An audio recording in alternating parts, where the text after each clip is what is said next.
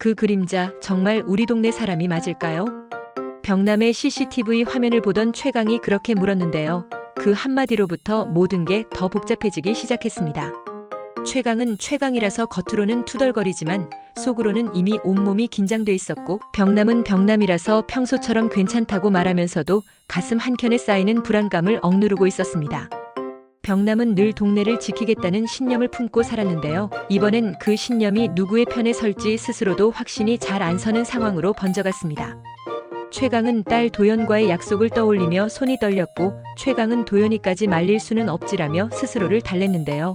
마음속에선 만약 이걸 잘못 건드리면 도연이 위험해질 수도 있다는 생각이 계속 따라다녔습니다. 최강은 전직 특작부대원이었고 그 과거가 지금 그의 행동과 심정을 규정하고 있었습니다. 전투 경험은 그를 차갑게 만들지만 도연 앞에선 한없이 부드러워지는 남자였거든요. 병남은 병남이라서 동네 구석구석에 카메라를 숨겨두고 있었고, 그 카메라가 바로 사건의 첫 단서를 건네주었는데요. 병남은 스스로 생활형 히어로라 부르는 데서 알 수 있듯 작은 장치 하나에도 목숨 걸 듯 신경을 썼습니다. 그런데 그게 뜻밖의 파장을 만들었죠. 화면 속에서 포착된 그림자는 단순한 통행인이 아니라 누군가를 기다리는 듯한 태도였고, 병남은 그 태도에서 계획성을 읽었는데요. 그걸 읽은 순간 병남은 스스로가 왜 이 일을 멈출 수 없는지 또다시 자문하게 됐습니다. 정남현은 마트 사장으로 살면서도 전임 특임대 조교 출신이라 몸과 머리가 사건을 해석하는 방식이 달랐습니다. 정남현은 남편 수일이 최근 달라진 걸 감지하고는 불안해했는데요. 수일의 말수가 줄고 눈빛이 자주 흔들리는 걸 보며 혹시라는 두 글자가 머릿속을 떠나지 않았습니다. 정남현은 마트의 익숙한 냄새와 민서의 웃음 속에서 평온을 붙잡으려 했지만 병남이 보낸 짧은 메시지, 오늘 밤 CCTV에서 수상한 움직임 포착. 준비해를 보자 가슴이 내려앉았습니다. 정남현은 수일, 뭔가 숨기는 거 아니야? 라고 속으로 외쳤는데요. 그 혹시는 나중에 커다란 파장이 될 복선으로 남습니다. 이용희는 이용이라서 컴퓨터 앞에서 밤을 새우는 게 일상이고 사이버 로그 하나에도 숨이 막히곤 했습니다. 이용희가 화면을 확대해보니 평소와 다른 IP 접근이 포착됐고, 그 접근은 병남의 카메라 신호가 끊긴 시점과 묘하게 겹쳤습니다. 이용희는 이건 해킹이야라며 팀에게 알렸고, 그 알림은 박정환의 머리를 번쩍 세우게 했습니다. 박정환은 박정환이라서 숫자와 패턴에서 진실을 끌어내는 데 능했는데요. 박정환은 CCTV 프레임과 로그인 로그를 매칭하다가 동네 주민 중 한 명의 움직임과 일치하는 지점을 찾아냈습니다. 그의 입에서는 설마 이 동네 사람이? 라는 말이 흘러나왔습니다. 여기서 첫 번째 심리적 클라이맥스가 왔는데요.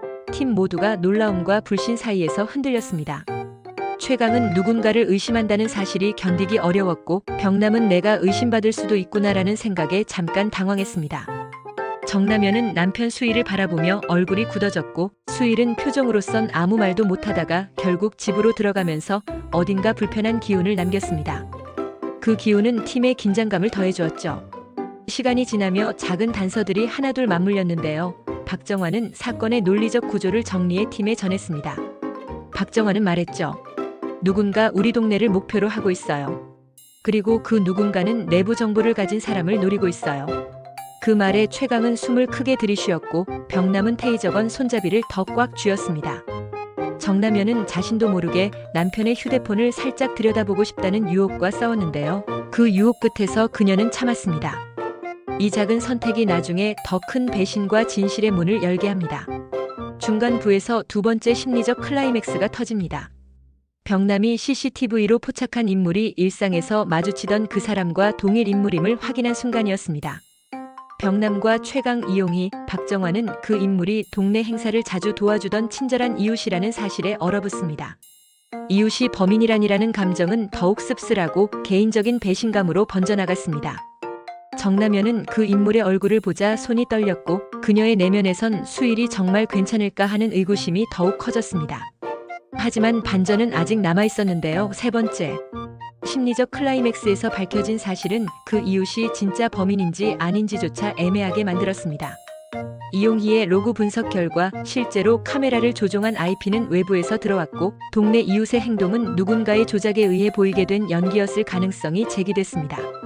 팀은 혼란에 빠졌는데요. 누군가는 고의로 동네 사람을 의심하게 만들고, 누군가는 그 혼란 속에서 실체를 숨기려 한다는 의심이 커졌습니다. 이 지점에서 개인적 갈등이 격화됩니다. 최강은 도연의 안전과 팀의 신뢰 사이에서 갈팡질팡했고, 정남현은 남편 수희를 붙들어 진실을 캐물어야 할지 말아야 할지 고개를 떨어뜨렸습니다. 병남은 내가 설치한 카메라가 동네 사람을 위협하게 된 건 아닌가 하는 죄책감과 맞닥뜨렸고, 박정환은 모든 데이터가 말해주는 것을 끝까지 믿어야 하는 과학적 신념과 인간적 직관 사이에서 망설였습니다. 네 번째 심리적 클라이맥스에서는 뜻밖의 동맹이 형성됩니다. 오춘배와 남이자 황미경 같은 주변 인물들이 작은 증언을 내놓기 시작했는데요. 그 증언들은 수일과 연결된 작은 거래 기록, 병원의 출입 기록, 그리고 수상한 차량 번호 등이었습니다. 정남현은 마트에서 발견한 서류를 손에 쥐고 수일을 마주했는데, 수일은 결국 말문이 막히며 내가 숨긴 게 있었어 하지만 내가 생각하는 그런 건 아니야 라고 말했습니다. 그 말은 의심을 완전히 해소하지 못했지만 정남현의 마음에는 한 줄기 불씨가 남았습니다. 다섯 번째 심리적 클라이맥스는 팀 내부의 불신이 표출되는 순간이었는데요. 최강과 병남 사이에 짧은 언쟁이 터졌습니다. 최강은 병남에게 너 혼자서 다 하려 하지 마라고 말했고, 병남은 내가 아니면 누가 지키냐라고 반문했죠. 두 사람의 언쟁은 결국 서로의 약한 부분을 드러냈고, 그 약점이 사건 해결의 실마리로 연결됩니다. 최강은 자신이 과거에 은폐했던 정보를 터뜨리기로 결심했고, 병남은 자신의 장비를 더 이상 단독으로 운용하지 않기로 약속했습니다. 이야기가 끝으로 치달을수록 반전이 천천히 모습을 드러냅니다. 박정환이 마지막으로 정리한 패턴에는 한 가지 이상한 점이 더 있었는데요. 그것은 누군가가 의도적으로 사건의 흐름을 조작했다는 흔적이었습니다.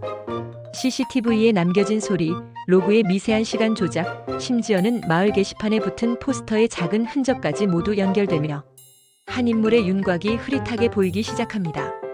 팀은 그 윤곽을 쫓아가며 진짜 배우에 다가가는데요. 바로 그 순간 이야기는 열린 결말로 남겨집니다. 마지막 문단에서 남기는 여지는 이렇게요. 병남과 최강, 정남현, 이용해, 박정환은 서로의 상처와 불안을 안고 있지만 이제는 서로를 더 깊이 신뢰하기로 했습니다. 수일의 진실 일부는 드러났지만 모든 퍼즐 조각이 맞춰지진 않았습니다. 의문의 인물은 잡히지 않았고 동네는 다시 평온을 되찾는 듯 싶었지만 병남의 CCTV 화면 속에서 또 다른 작은 움직임이 스쳐 지나갑니다. 최강은 도연을 꼭 안아주며 속으로 말합니다. 우리는 아직 끝나지 않았어. 그리고 한 줄, 이건 꼭 말해야겠더라고요. 동네 평화 지키는 일은 예상보다 더 골치 아프고 웃긴 일이란 걸요.